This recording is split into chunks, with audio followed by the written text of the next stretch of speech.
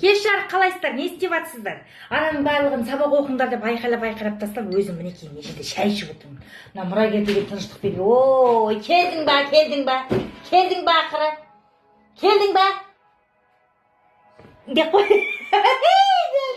Молодец, қатырдың енді ана баршы. Кеше ана біреу нені салып едім ғой, видеошы.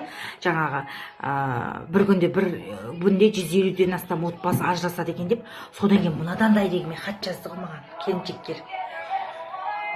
Өзінің отбасында ие болмайтындай еркектер бар, жауапкершіліктен қашатын еркектер бар. Одан қала берсе, үйінен қашатын еркектер бар екен. Қазір бар ғой, әйелі баяғыда қашып жүр, қазір өз үйінен өз еркек қашатын отбасылар бар екен.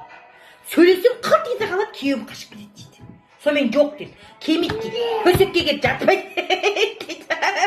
Не айтамыз енді? Айналайына о заманда бұл заман әйел қашып жүр, бұл еркек қашу деген не сынық болды? Амансыздар ма? Қалдарыңыз қалай? Не жаңалықтарыңыз бар? Не істеп жатырсыздар? Жоқ болып кеттің деп жазып жатыр ғой. Қолым тимей кетті. Ары бері шапқылап, қутыршылық жүгіріп жүріп жатқан жайымыз бар. Өздеріңізде не жаңалықтарыңыз бар? Не қылып жатсыздар?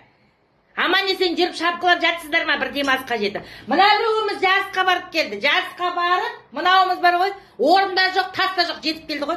Үшінші орынды алды ма, алған жоқ па, қайдам әйтеуір бар екен. Соның бірі ел-жұртқа айтпақ қойыңызшы. Ел-жұртқа айтпағанда неме, сен тек қана бірінші орынға алсаң қалай айтамыз ба? Өзіңіз төбелесіп көрдіңіз. Төбелесіп көргенмін немене? Соны бүйтіп төбелескен қиын болды ма?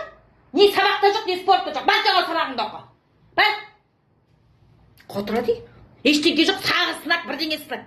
Бәледе жоқ. Баяғыда ауылдағы мұғалімдердің барлығы пәленше сен оңбайсың деп жүрген жігіттердің бәрінің қазір бір мәшінесімен бір бизнесі бар ғой. Мен шешем де ама оңбайсың, қояншық деп жүрсе, үй жай бар, мынандай жігіт болды. Бұларды әбден айтып сөзден қорықпайды.